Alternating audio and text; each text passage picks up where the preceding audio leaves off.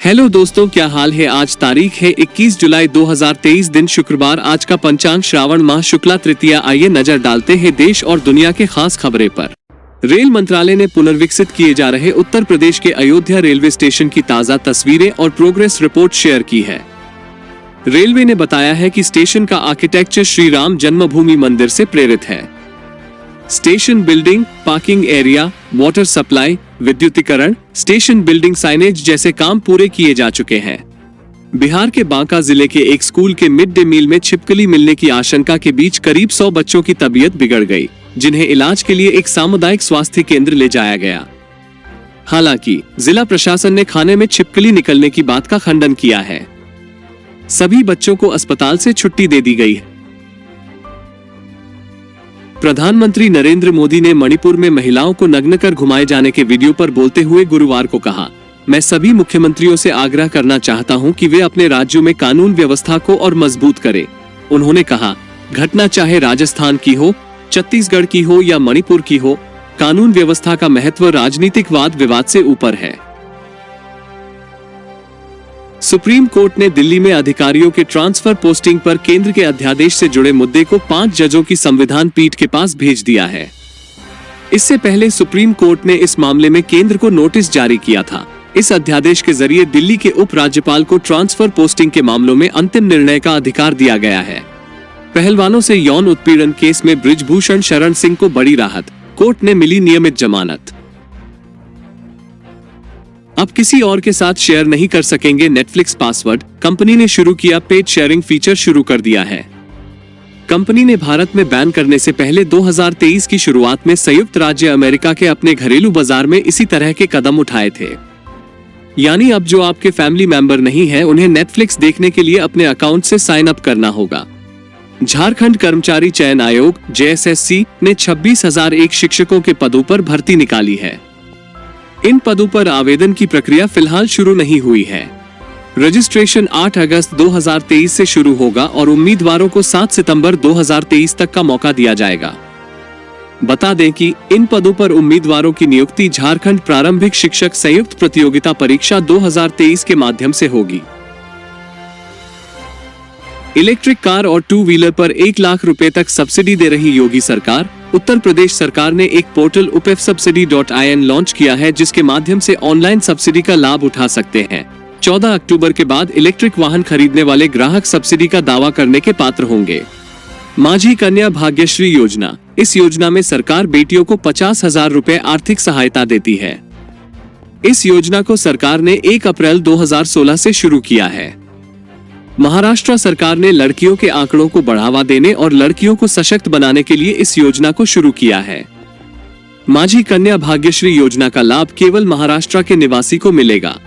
18 साल की Pakistan cricketer Ayesha Naseem cricketer ने लिया संन्यास। आयशा नसीम का मानना है कि वह अब इस्लाम के मुताबिक।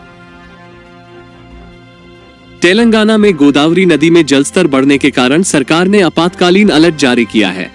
मुख्यमंत्री के चंद्रशेखर राव ने सभी शैक्षणिक संस्थानों सहित सभी सरकारी कार्यालयों के लिए 2 दिन की छुट्टी घोषित करने का निर्देश दिया है। मुख्यमंत्री ने कहा कि दवा और दूध सप्लाई जैसी आपातकालीन सेवाएं जारी रहेंगी। इसी संदर्भ में मुख्यमंत्री KCR ने श्रम विभाग को ये सुनिश्चित करने के लिए कदम उठाने का आदेश दिया कि निजी कंपनियां भी अपने अपने कार्यालयों में छुट्टियों की घोषणा करें। फर्जी दस्तावेजों के आधार पर अवैध रूप से भारत में रह रहे 2 Bangladeshi UP anti terrorist squad ATS ने गिरफ्तार किया। ATS ने बताया कि हबीबुल्लाह मिसबाह और अब्दुल अवला अपनी पहचान छिपाकर और खुद को भारतीय नागरिक बताकर सहारनपुर के देवबंद में फर्जी दस्तावेज तैयार करवा रहे थे। UP के AMU अलीगढ़ मुस्लिम विश्वविद्यालय 19 वर्षीय छात्र फैजान अंसारी को IS से जुड़े होने के आरोप में NIA ने गिरफ्तार किया है। फैजान ने भारत में IS गतिविधियों का समर्थन करने के लिए अपने सहयोगियों के साथ आपराधिक साजिश रची थी। इस साजिश का मकसद भारत में आतंकी हमले करना है।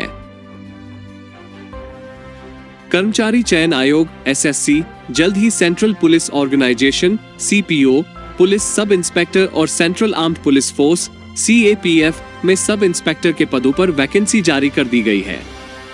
इस भर्ती प्रक्रिया में एप्लीकेशन प्रोसेस 20 जुलाई 2023 से ही शुरू हो गया है। इसमें 12 अगस्त 2023 तक अप्लाई कर सकते हैं। वहीं इस भर्ती प्रक्रिया के तहत परीक्षा 3 अक्टूबर से 6 अक्टूबर के बीच आयोजित कराई जाएगी। ये परीक्षा ऑनलाइन मोड में आयोजित कराई जाएगी।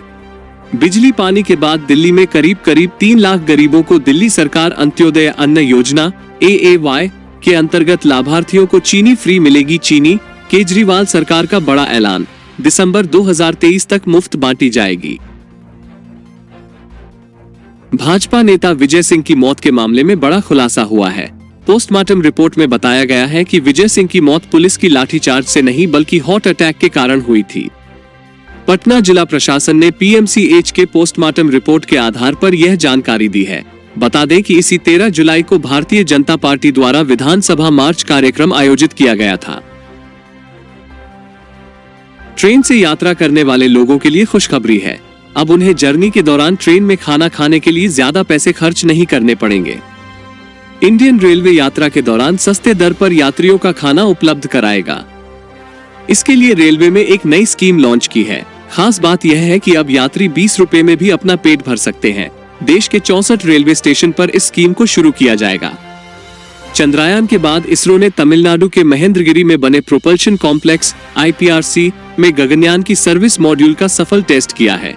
इस मिशन में 3 अंतरिक्ष यात्रियों को 3 दिनों के लिए 400 किलोमीटर की ऊंचाई पर भेजने की तैयारी है। मानसून सत्र में UCC बिल को पेश नहीं करेगी सरकार। केंद्र सरकार ने नॉन बासमती चावल के निर्यात पर बैन लगा दिया है। केंद्र सरकार के इस फैसले से कई देशों में चावल का क्राइसिस हो जाएगा, खासकर उन देशों में जो चावल के लिए सीधे भारत पर निर्भर हैं। ऐसे भी भारत दुनिया का सबसे बड़ा चावल निर्यातक देश है। जानकारों का कहना है कि देश में खाद्य पदार्थों की बढ़ रही कीमतों पर लगाम लगाने के लिए केंद्र सरकार ने नॉन बासमती चावल के निर्यात पर बैन लगाया है। यहां से यूरोप, अमेरिका और अफ्रीका सहित एशिया महादेश के भी कई देशों में चावल का निर्यात किया जाता है।